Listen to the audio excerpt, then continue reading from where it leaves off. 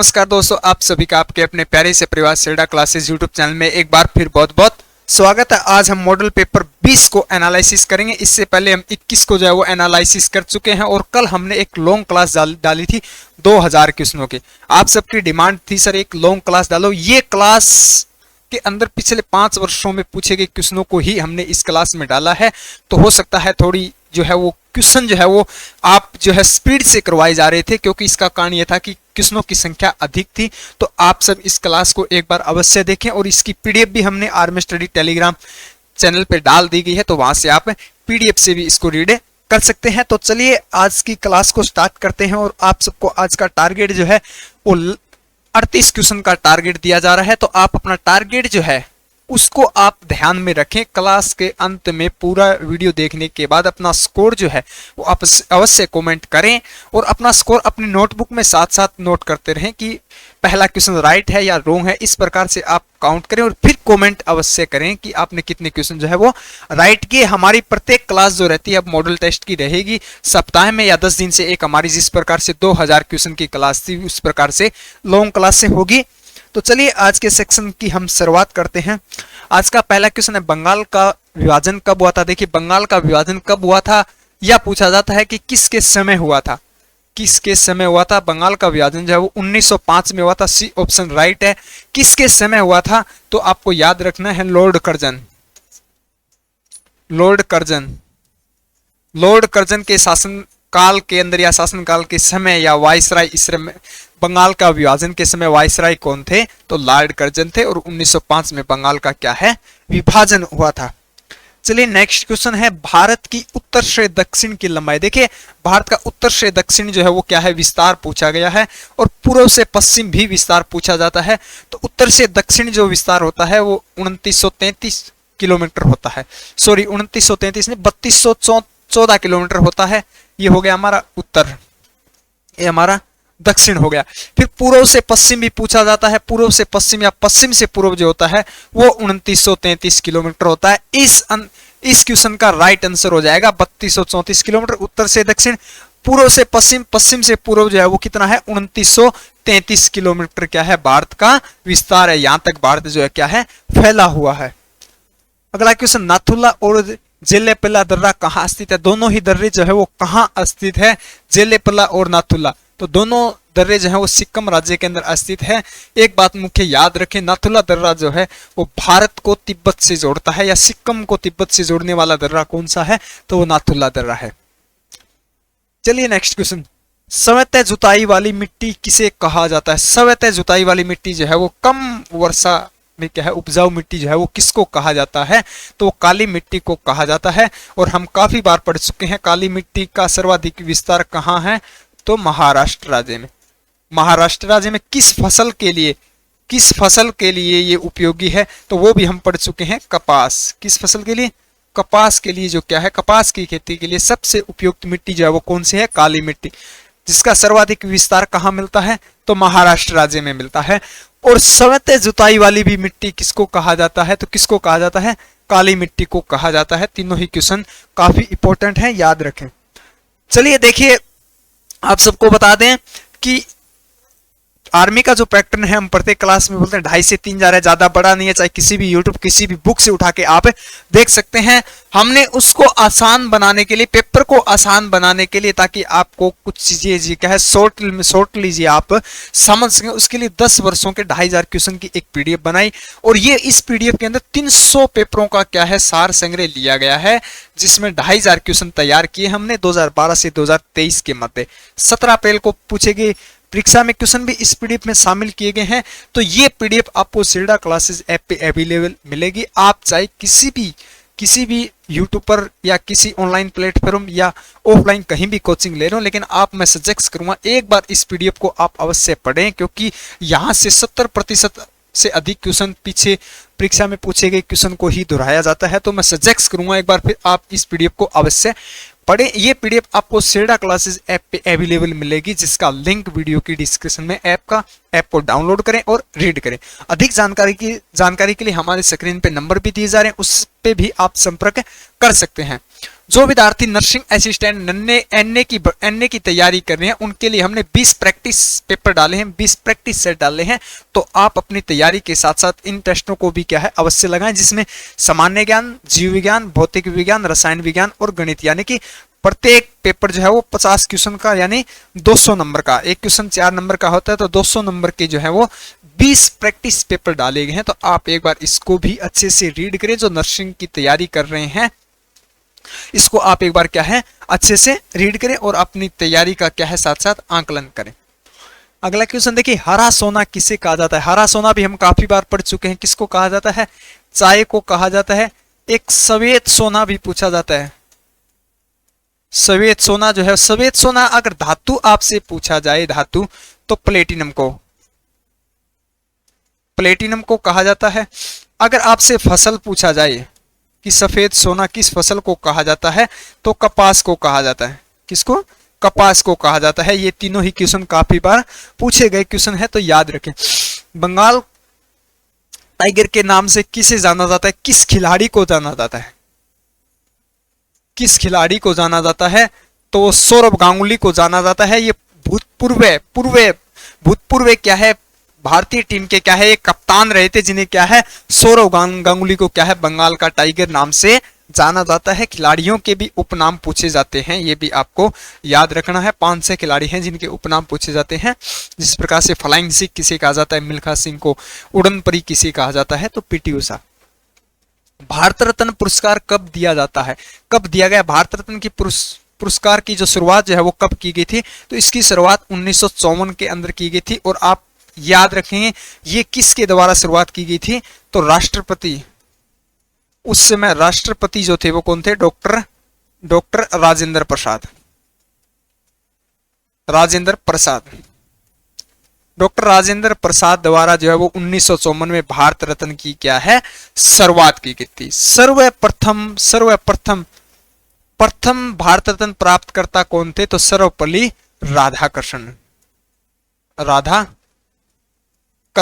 सर्वपल्ली राधाकृष्णन जो थे वो भारत के क्या थे? पहले व्यक्ति थे जिन्हें भारत रत्न दिया गया। फिर वैज्ञानिक का नाम पूछा जाता है, एक 17 अप्रैल को भी पूछा गया।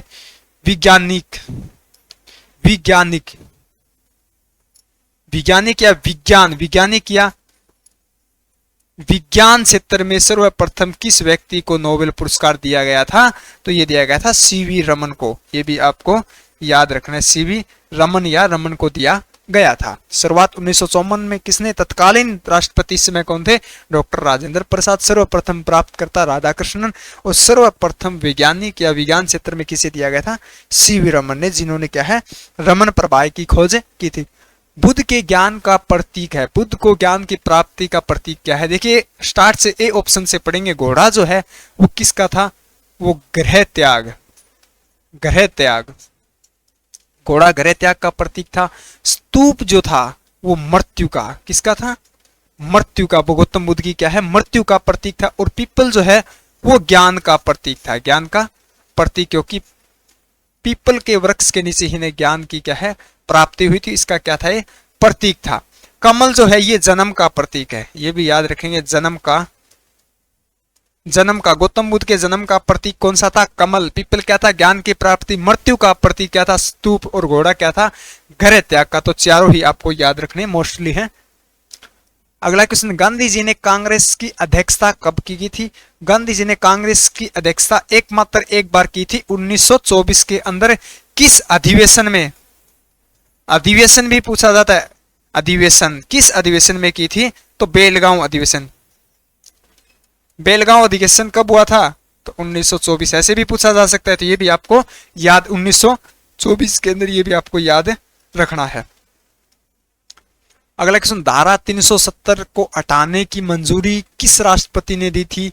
देखिए धारा 370 किस राज्य का संबंध था? तो मुख्यतः जो है इसका जम्मू एंड कश्मीर राज्य से क्या इनका संबंध था। और हटाने की मंजूरी जो है किसने दी थी?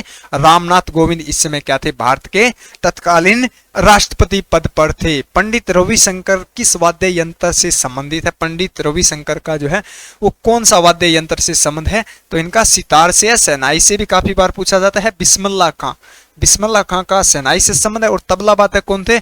डॉक्टर जाकिर हुसैन। और प्रथम मुस्लिम राष्ट्रपति कौन थे? तो डॉक्टर जाकिर हुसैन थे। आपको ये भी याद रखना है। अगला क्वेश्चन देखिए, भारत की प्रथम पनडुब्बी का नाम हरियंत। तो प्रथम पनडुब्बी का नाम निम्न में से कोई नहीं है, तो INS हरियंत। हरियंत जो तो है INS हरियंत क्या थी? भारत की पहली पनडुब्बी थी। तो इनमें से कोई नहीं, इसका डी ऑप्शन है राइट हो जाए। पुरंदर की संधि कब हुई थी और किसके मध्य है? दो ही क्वेश्चन पूछे जाते हैं। तो 1665 में हुई थी, किसके मध्य हुई थी? तो ये राजा जय सिंह और छत्रपति शिवाजी के मध्य। छत्रपति शिवाजी, राजा जयसिंह और छत्रपति शिवाजी के मध्य क्या है? ये क्या है? पुरंदर संधि हुई थी। कब हुई थी? 1665 के अंदर। तो दोनों ही आपको याद रखने हैं। हम उन्हीं क्वेश्चनों पे चर्चा करते हैं जो मोस्टली है, जो परीक्षा में पूछे गए हैं या पूछे जाने की आकांक्षा है। उन क्वेश्चनों को क्या है, हम रिपीट नहीं करते। जय जगत का नारा किसने दिया था? तो विनोबा भावे ने दिया था, आप सबको पता है। चलिए अगला क्वेश्चन, डिस्कवरी ऑफ इंडिया नामक पुस्तक किसने लिखी थी? या डिस्कवरी ऑफ इंडिया पुस्तक के लेखक कौन है? या हिंदी में दिया गया है डिस्कवरी ऑफ इंडिया, हो सकता है इंग्लिश में भी लिखा हो। तो कौन थे इसके लेखक? जवाहरलाल नेहरू, जो भारत के क्या थे? पहले प्रधानमंत्री थे। अगला क्वेश्चन है कि मानव शरीर की सबसे लंबी कोशिका कौन सी? देखिए पहले तो आपको अगर इस प्रकार से कोशिका का क्वेश्चन पूछा जाए, अगर पूछा जाए सबसे लंबी कोशिका, तो क्वेश्चन अलग, आंसर अलग हो जाता है। अगर मानव आगे लगा हो तो मानव की न्यूरॉन। इसी प्रकार से अगर मानव शरीर की सबसे छोटी अगर पूछी जाए तो छोटी कौन सी है? शुक्राणु। छोटी कौन सी है? शुक्राणु। अगर पूछा जाए सबसे छोटी कोशिका है तो माइकोप्लाज्मा होती है, एक ये जीव है, जीवित कोशिका है। क्लियर है? बड़ी पूछी जाए, मानव शरीर की अगर पूछी जाए बड़ी, तो कौन सी हो जाती है? अंडाणु। अगर बड़ी कोशिकाएं पूछी जाए सीधा, तो वो होती है शुतुरमुर्ग के अंडे की सबसे बड़ी कोशिका है। मानव शरीर की अंडाणु है और मानव शरीर की छोटी शुक्राणु है, और लंबी जो है वो कौन सी है? न्यूरॉन है। तो याद रखें, आगे मानव की पूछा गया है या डायरेक्टली आपसे कोशिका पूछी जा रही है। चलिए अगला क्वेश्चन, कवक एक है। कवक जो है वो एक कोशिकीय जीव होता है। कवक एक क्या है? एक कोशिकीय क्या है? जीव होता है। तो ए ऑप्शन इसका राइट आंसर होगा। रोगों से लड़ने का कार्य करता है, यानी कि रोग प्रतिरोधक क्षमता धारण करने वाला किस में होती है? या रोग प्रतिरोधक क्षमता जो है का संबंध किससे है? तो WBC जो होती है, श्वेत रक्त कणिकाएं, व्हाइट ब्लड सेल जिसको बोलते हैं इंग्लिश में, श्वेत रक्त कणिकाएं, जो हमारे शरीर में क्या कार्य करती है? रोग प्रतिरोधक क्षमता को धारण करती है। रोग प्रतिरोधक क्षमता को क्या है? बढ़ाती है। तो रोगों से लड़ने की क्षमता को ही रोग प्रतिरोधक क्षमता कहते हैं। ए रक्त समूह में एक एंटीबॉडी होता है, केवल ए के अंदर होता है, एंटीजन नहीं होता। मस्तिष्क का सबसे बड़ा भाग, हमारी मस्तिष्क का जो है वो सबसे बड़ा भाग कौन सा होता है? तो प्रामस्तिष्क होता है। प्रामस्तिष्क हमारे शरीर का क्या है? मस्तिष्क का क्या है? सबसे बड़ा भाग होता है। ह्यूमरस नामक हड्डी किस अंग में पाई जाती है? ह्यूमरस हड्डी जो है वो कहाँ पाई जाती है? तो ह्यूमरस हड्डी जो होती है वो हाथ की हड्डी होती है। कार्पल, हाथ की जो ये यहाँ से यहाँ तक की जो हड्डी होती है, इसको क्या है? ह्यूमरस हड्डी कहा जाता है। एक स्टेपिस हड्डी पूछी जाती है जो कान में पाई जाती है। एक फीमर हड्डी पूछी जाती है जो हमारी टांग में यानी कि जांग में पाई जाती है, जो सबसे बड़ी हड्डी होती है। चलिए नेक्स्ट क्वेश्चन, चेचक रोग है। चेचक या छोटी माता, चेचक या छोटी माता इसी को कहते हैं। तो ये कौन सा रोग है? ये विषाणु जनित फैलने वाला रोग है। याद रखेंगे, छोटी माता या चेचक रोग जो है वो विषाणु जनित फैलने वाला या विषाणु जनित होने वाला रोग है। प्रथम बार सफल गुर्दा प्रत्यारोपण किसने किया था? प्रथम गुर्दा यानी किडनी की बात हो रही है यहाँ पे।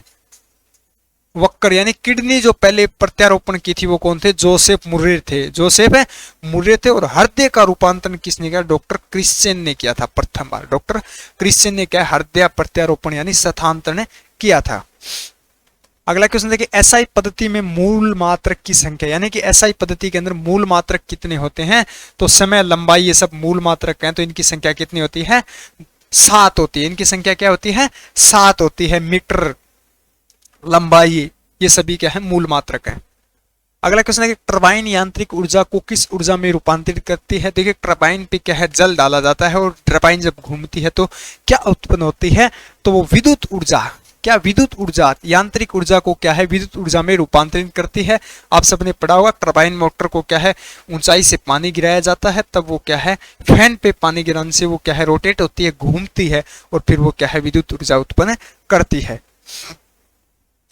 अगला, निम्न में से तृतीयक श्रेणी का उत्तोलक है, तीसरी श्रेणी का उत्तोलक कौन सा होता है, तो तीसरी श्रेणी का उत्तोलक जो है वो मानव की कोहनी होती है, हल भी होता है, चिमटा भी होता है, तो डी ऑप्शन राइट होगा।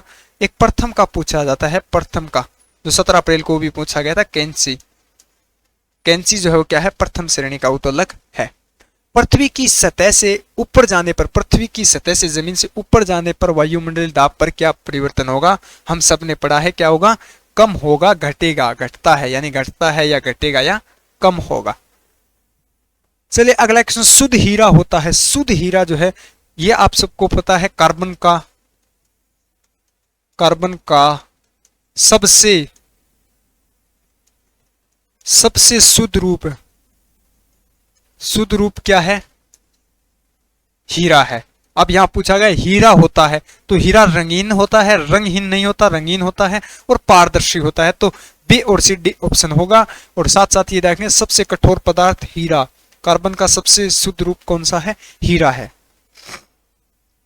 अगला क्वेश्चन देखिए, कौन सी अधातु विद्युत की सुचालक है, कौन सी अधातु है जो विद्युत की क्या है सुचालक है, यानी कि अधातु क्या है विद्युत की कुचालक होती है, अधातु क्या है विद्युत की कुचालक होती है। एकमात्र एक ऐसी धातु है जो विद्युत की क्या है सुचालक होती है, ग्रेफाइट, याद रखना क्या है ग्रेफाइट, कार्बन का अपर रूप, कार्बन का अपर रूप भी ग्रेफाइट होता है। निम्न में से सदिश राशि नहीं है, सदिश राशि नहीं है, बाकी सदिश राशियां हैं, तो त्वरण एक सदिश राशि है, वेग भी सदिश राशि है, कार्य जो है वो क्या है अदिश राशि है, क्या है अदिश राशि है, और बल क्या है एक सदिश राशि है। क्लियर है। चलिए नेक्स्ट क्वेश्चन, 400 रुपए का 20% प्लस 20 रुपए का 40% क्या होगा। देखिए आप सबको बताया था 400 का दिया गया है, का मतलब क्या होता है गुणा होता है, गुणा 20, प्रतिशत हटाएंगे 100 लगा देंगे, 2 जीरो से 2 जीरो, 4 दूनी 8, ये 80 आ गया। फिर हमें प्लस का निशान दिया गया, प्लस के बाद क्या दिया गया है 200, 200 का फिर 20% हटाएंगे 100 लगा देंगे, 2 जीरो से 2 जीरो कट जाए, 10 दूनी क्या होता है 20 दिया गया है, 2 दूनी 4, 40, तो 40 और 80 को जोड़ेंगे तो हमारा आंसर क्या आ जाएगा, हमारा आंसर आ जाएगा 120, क्या आ जाएगा 120, बी ऑप्शन हमारा राइट होगा। का मतलब गुणा होता है, प्रतिशत हटाते हैं भाग में 100 लगाते हैं, ये आपको याद रखना है।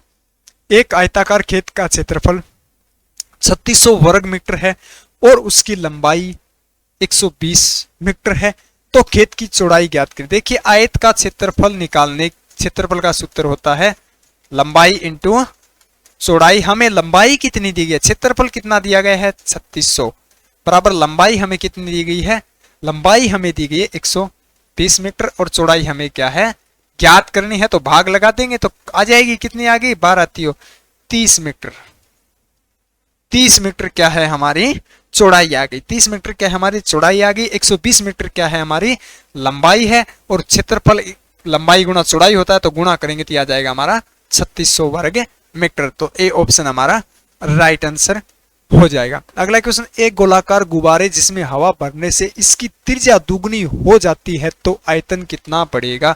देखिए एक गोलाकार यानी कि वृत्त की त्रिज्या जो होती है वो आर की सुकेर होती है, आर की क्या होती है सुकेर होती है, तो त्रिज्या आर क्या होती है त्रिज्या होती है, तो हमें त्रिज्या कितनी दी गई है, त्रिज्या दी गई है 2 गुनी, तो सुकेर लगा देंगे, क्यूब लगा देंगे, तो 2 इंटू 2 इंटू 2 इंटू, तो ये हो जाएगा 2 दूनी 4, 4 दूनी 8, यानी कि 8 गुना हो जाएगी, 8 गुना क्या है हो जाएगी, डी ऑप्शन हमारा राइट आंसर होगा। 700 मीटर का 20% क्या होगा, 700 मीटर का क्या दिया गया है 700, फिर का पूछा गया है कितना दिया गया है 20, प्रतिशत हटाएंगे भाग में 100 लगा देंगे। प्रतिशत से सबसे ज्यादा क्वेश्चन पूछे जाते हैं ब्याज से और प्रतिशत से, तो 2 जीरो से 2 जीरो काट देंगे, 7 दूनी 14, यानी कि 700 140 मीटर के बराबर, यानी 700 का 20% है 140 मीटर होता है, तो 140 मीटर कौन से ऑप्शन में है, बी ऑप्शन हमारा राइट आंसर हो जाएगा। यदि मूलधन 500 रुपए, दर 12% प्रति वर्ष और समय 4 वर्ष हो तो साधारण ब्याज। इतने छोटे छोटे क्वेश्चन ही 17 अप्रैल में पूछे गए थे। 1000 का, 500 का, 700 का, 800 का, 1200 का, 2000 से ऊपर की संख्या का क्या है साधारण ब्याज नहीं पूछा गया था। और चक्रवर्ती ब्याज से एक भी क्वेश्चन नहीं पूछा गया। हो सकता है आगामी परीक्षा में पूछ लिया जाए तो आप उसको भी क्या है कवर कर लें। तो 500 रुपए का सूत्र क्या होता है, मूलधन इंटू दर गुणा समय। समय कितना है 4 वर्ष बटे में 100। तो इसको इससे करेंगे तो 12 पंजू कितने होते हैं, 12 पंजू कितने होते हैं 60। और 60 को फिर क्या है 4 से गुणा करेंगे तो 6 चौके 24, 240 रुपए क्या है ब्याज हो जाएगा 500 रुपए का 12% की दर से 4 वर्ष का। अगला क्वेश्चन देखिए, tan 45 का मान होता है tan कोट सभी का हम एक मान ऐड करते हैं क्योंकि यहां से पूछा जाता है। ये बिल्कुल 2 नंबर बिल्कुल फ्री के नंबर हैं। 2 नंबर जो है ये बिल्कुल फ्री के नंबर है क्योंकि इनके ज्यादा मान नहीं है। tan का पूछा जाता है, tan का 45 का पूछा जाता है, 60 का, कोट का 60, 45 और साइन का, तीनों का ही ज्यादा पूछा जाता है। तो आप अच्छे से याद कर लें tan 45 का जो है वो मान कितना होता है, तो वो 1 होता है। 6 आदमी 120 दिन में 120 रुपए कमाते हैं तो 8 आदमी 7 दिन में कितने रुपए कमाएंगे। अब तक हमने सवाल किए थे कि 6 आदमी 5 दिन में किसी कार्य को, 5 आदमी 6 दिन में किसी कार्य को पूरा करते हैं तो बताइए 5 आदमी उस कार्य को कितने, ऐसे पढ़ा था। लेकिन यहाँ एक चीज इंक्लूड हो गई है, 120 रुपए भी कमाते हैं। तो 6 आदमी 10 दिन में कितने कमाते हैं 120 रुपए, भाग में लगा देंगे कितने 8 आदमी 7 दिन में कितने रुपए कमाएंगे। तो अब कट करेंगे, देखिए बराबर से बराबर की संख्या कट जाएगी, बराबर में है। 6 को काटेंगे 2 से तो 8 7 कितने हो गए 56। 2 क्या है गुणा में है, नीचे की संख्या के तो गुणा में होती है बराबर की संख्या। तो 112 रुपए, 112 रुपए। यानी कि 6 आदमी 10 दिन में 120 कमाते हैं तो 8 आदमी 7 दिन में 112 रुपए कमाएंगे। तो इसका बी ऑप्शन राइट हो जाएगा, बराबर रख लेना। या यहीं पे दिया हो कि 6 आदमी 10 दिन में 130 टोकरियां बनाते हैं तो 8 आदमी उसको कितने दिन में टोकरियां बनाएंगे, तो भी क्या आप बराबर रख लेना मान। अगला, किसी विद्यालय में 55% लड़के तथा कुल 1800 लड़कियां है तो लड़कों की संख्या ज्ञात करो। लड़कों की संख्या पूछी गई है तो लड़के की प्रतिशत कितना है 55% दिया गया है। तो लड़कियां कितनी बची, लड़कियां कितनी हो गई 100 में से 45% लड़कियां, 45% लड़कियां हैं। लेकिन लड़कियों की संख्या इसमें दी गई है 1800, लड़कों की संख्या क्या है पूछी गई है। तो आप सबको पता है कि 1800 जो मान है, 1800 मान है वो कितने प्रतिशत के बराबर है 45% है लड़कियां और उनका मान कितना है 18। पूछा क्या गया है 100% पूछा जाता तो 100 लगा देंगे, लेकिन लड़कों का पूछा गया है तो हम क्या कर देंगे 55 लगा देंगे। 9 से काटेंगे ये 200 बार कट गया और ये 5 बार, इसको काटेंगे ये कट जाएगा 11 बार। 200 को 11 से गुणा करेंगे, 11 दूनी 22, 20 से 20, यानी कि लड़कों की संख्या कितनी है 2200, लड़कियां कितनी हैं 1800। कुल अगर आपसे पूछा जाए तो कितने हो जाएंगे 4000, कितने हो जाएंगे, दोनों को जोड़ देंगे 4000। यहां भी 100% रख के भी आप 4000 निकाल सकते हैं। अगला, कितने किलोमीटर प्रति घंटे की चाल से 600 मीटर लंबी रेलगाड़ी एक पोल को 30 सेकंड में पार करेगी। सबसे पहले यहां दे दिया गया कि कितने किलोमीटर प्रति घंटे में ज्ञात करनी है, चाल मीटर में, समय सेकंड में दिया गया है। तो 600 बटे 30 गुणा कितना कर देंगे 18/5। किलोमीटर प्रति घंटे में पूछा हो तो 18/5 और मीटर प्रति सेकंड में पूछा हो तो 5/18। अब काट लेंगे इसको, तो 30 से 600 को काटेंगे, 2 से 2 काट देंगे, ये कट जाएगा हमारा। 3 से इसको काटेंगे, कितने पे कटेगा ये 6 पे कट जाएगा। कितने पे कटेगा 6 से, इसको काटेंगे तो 12 पे, 12 × 6 मान आ गया 12 × 6। तो 12 छिक्की कितने होता है 72 किलोमीटर प्रति हावर, प्रति घंटे किलोमीटर की चाल हमारी निकल कर आ जाएगी। तो ये हमें पढ़ना है कि मीटर में चाल दी गई है या पूछा किलोमीटर में गया है, या किलोमीटर में चाल दी गई है या मीटर में पूछा गया, तो वो आपको अच्छे से समझना है। 7 क्रमागत विषम संख्याओं, 7 लगातार 7 संख्याएं हैं और संख्याएं भी कितनी हैं विषम है, ये भी आपको पढ़ना है। सम दिया गया विषम या क्रमागत है या नहीं, यानी कि लगातार को क्रमागत बोलते हैं। का औसत 31 है, यानी कि 20 का 0.31 है, 7 दी गई है तो 4 इस तरफ लिख देते हैं 3 इस तरफ लिख देते हैं, 3 इस तरफ। 31 से अगली संख्या विषम संख्या कौन सी होती है? 33। 33 के बाद कौन सी होती है? 35। और 35 के बाद कौन सी होती है? 37। जस्ट इससे पहले कितनी होती है? 29। फिर क्या होती है? 27। फिर क्या होती है? 25। अब सवाल में देखेंगे क्या पूछा गया है। अंतिम संख्या पूछा गया है या बड़ी संख्या, अंतिम को बड़ी भी बोल सकते हैं, तो 37 हो जाएगा सी ऑप्शन। अगर छोटी पूछा जाता 25 या प्रथम पूछा जाता तो कौन सी है? 25। औसत बीच की संख्या को कहते हैं। औसत क्या कहते हैं? बीच की संख्या को कहते हैं। तो ये आपको याद रखना है। सम दिया गया है या विषम, ये आपको मिलेगा। हमेशा क्रमागत संख्याओं का ही पूछा जाता है, लेकिन सम और विषम आपको चेंज मिलेगा। अगला क्वेश्चन देखिए, घन का आयतन होता है। घन का आयतन जो है वो क्या होता है? भुजा की क्या है? क्यूब होता है। सी ऑप्शन राइट आंसर होगा। 15 गुणा क्या दिया गया है? 15 गुणा 11 प्लस 45। देखिए बटे का है तो बटे में क्या दिया गया है? 20 गुणा 2 प्लस है 30 को क्या है हमें सोल्व करना है। तो सबसे पहले इनको जोड़ते हैं, क्योंकि प्लस है तो डायरेक्ट काट नहीं सकते। 11 5 कितने होते हैं?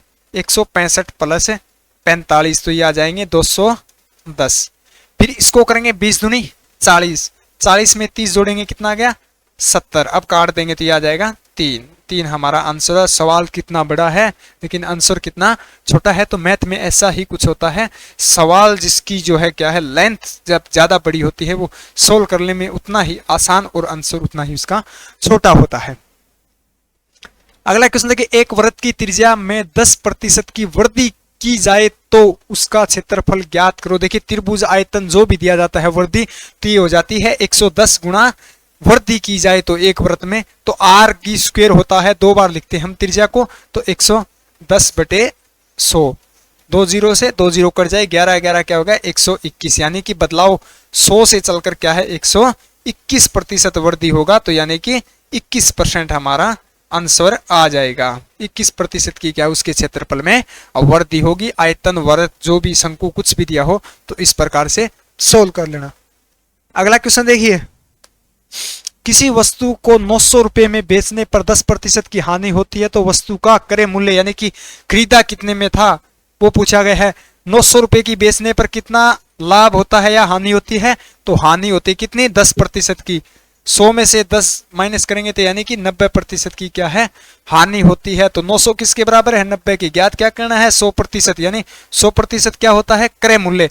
तो 1 0 से 1 0 इसको काटेंगे 10 × 100 करेंगे तो यानी कि उसका क्रय मूल्य 1000 रुपए था। कितना था? 1000 रुपए था। तरीका याद कर लेना। इस प्रकार से सोल्व करते हैं, फिर चाहे कितनी बड़ी संख्या कितना ही प्रतिशत आपसे पूछा गया हो। अगला क्वेश्चन देखिए, यदि 5 आम का क्रय मूल्य यानी कि क्या क्या है क्रय मूल्य और विक्रय मूल्य, 5 आम का क्रय मूल्य 4 आमों के विक्रय मूल्य के बराबर हो तो लाभ प्रतिशत बताओ। 5 आम का क्रय मूल्य 4 आम के क्रय मूल्य ज्ञात करते हैं तो क्रय मूल्य को दबा लेते हैं, 4 आ जाएगा। अगर विक्रय मूल्य निकालना हो तो विक्रय मूल्य को दबा लेंगे तो ये 4 और 5 एक्चुअल मान आ गया। लाभ कितने का हो रहा है? 1 का हो रहा है। 1 का किस पे हो रहा है? लाभ हमेशा क्रय मूल्य पे ज्ञात होता है तो गुणा 100 तो यह आ जाएगा 25%। क्या आ जाएगा? 25% क्या है लाभ हो रहा है। याद रखें, इस प्रकार से लिख लेना पहले, फिर क्रय मूल्य निकालना हो, क्रय मूल्य को दबा लेना, विक्रय मूल्य निकालना हो, विक्रय मूल्य को दबा लेना, फिर डिफरेंस देख लेना कि लाभ कितने का 2 पे। लाभ हमेशा लाभ और हानि किस पे निकलता है? क्रय मूल्य पर। ये याद रखना है। तो क्रय मूल्य कितना है? 4। 1/4 × 100 लगा देना। अगला देखिए, दिल्ली को क्या लिखा गया है? विपरीत। दिल्ली को लिखा गया IDELH तो HIDL को क्या लिखा जाएगा? देखिए डी को पहले आई लिखा गया है, आई को भी उल्टा लिखा गया आई, फिर आई के बाद क्या है? फिर वापिस उसी संख्या को रिपीट किया गया है। किसको? डी। फिर क्या है? ई। फिर क्या है? एल। फिर क्या है? एच। यानी कि पहली संख्या को उल्टा लिखा गया है तो पहली संख्या क्या होगी? एल होगी। क्या होगी? एल होगी। एल के बाद इसको बिल्कुल ऐसे के ऐसे उतार देते हैं, LHIDE। तो LHIDE, LHIDE किस में है? सी ऑप्शन हमारा राइट आंसर होगा। अगला क्वेश्चन देखिए, यदि अगला क्वेश्चन क्या दिया गया है? यदि नेम का योग 33 है तो नेम का योग जो क्या है? 33 है।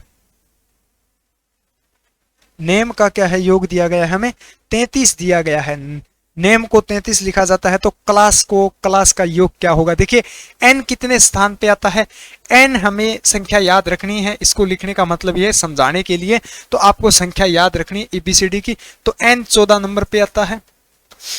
फिर a कितने पे आता है? 1 पे आता है। m कितने पे आता है? 13 पे आता है। तो इसको हम कहूं e कितने पे आता है? e जो है वो क्या 5 पे आता है। तो 13 14 दूनी 28, 28 प्लस 5 कितने हो गए? 33 हो गए। फिर हमें ज्ञात करना है क्लास, c कितने पे आता है? c 3 नंबर पे आता है। फिर क्या दिया गया? l दिया गया है, तो l कितने पे आता है? 12 पे। l कितने पे आता है? 12 पे आता है। फिर a कितने पे आता है? 1 पे आता है। फिर s कितने पे आता है? s दिया गया है, s 19 पे आता है, तो 19 दूनी प्लस 38 कर देता हूं। अब इसको काउंट करेंगे, अब इसको क्या काउंट करेंगे? 15 और 1 16, 16 और 38 को काउंट करेंगे तो 4 4 1 5 54 आ जाएगा। 54 क्या है हमारा आंसर आ जाएगा। इस प्रकार से योग दिया हो तो आपको या तो ABCD जल्दी से आपको लिख लेना, अगर आप याद नहीं कर सकते तो आप जल्दी से लिख लेना और उसको आसानी से क्या है सोल्व कर सकते हो। ABCD लिखने के कई फायदे हो जाएंगे, क्योंकि ABCD से रिलेटेड 2-3 क्वेश्चन पूछे जाते हैं, 2 तो कन्फर्म ही क्वेश्चन पूछे जाते हैं, तो आप अच्छे से याद कर लेना। निम्न में से भिन्न को चुनिए, मोर, तोता, बिल्ली, कबूतर। तो सभी क्या है पंछी वर्ग में आते हैं और ये बिल्ली क्या है भिन्न है, इसमें से सी ऑप्शन राइट आंसर हो जाएगा। देखिए ये सवाल भी उसी प्रकार से दिया गया है, ये सवाल भी क्या है उसी प्रकार से क्या है दिया गया है। देखिए ए ई लिखा गया है, फिर IM लिखा गया है Q। देखिए ABCD 3 का गैप है, फिर क्या है E लिखा गया है, फिर 3 का गैप है, फिर 3 का गैप है, फिर क्या है I लिखा गया है, फिर 3 का गैप छोड़ने के बाद क्या है M लिखा गया है, इसी प्रकार से U के बाद 3 का गैप देखेंगे, U देखेंगे कहाँ है, तो U के बाद क्या है 3 का गैप देंगे तो 3 छोड़ देंगे तो क्या आ जाएगा Y आ जाएगा। फिर Y के बाद 3 का गैप छोड़ेंगे 1 2 3 4 C आ जाएगा, YC हमारा राइट आंसर है हो जाएगा। तो ABCD लिखने से आप क्या अच्छे से और स्पीडली क्वेश्चन को एकदम राइट कर सकते हैं, तो याद कर लेना और जल्दी से आप लिखने में ज्यादा समय नहीं लगता, ज्यादा से ज्यादा 40 सेकंड का क्या समय लगता है। निम्न में से भिन्न है, निम्न में से देखिए ये 2 से भाग जाता है, 2 से विभाजित है, 46 पे 2 से 55 नहीं है, 94 भी है, तो भिन्न क्या हो जाएगा 55 हमारा राइट आंसर क्या है हो जाएगा। तो आज के सेक्शन को हम यहीं समाप्त करते हैं। आप सबको टारगेट जो दिया गया था वो आप क्या है कमेंट में क्या है कमेंट करें कि आपने कितने क्वेश्चन राइट किए और कितने क्वेश्चन जो है क्या है रॉन्ग किए थे। तो मिलते हैं अगले बेहतरीन कंटेंट के साथ, तब तक के लिए जय हिंद जय भारत।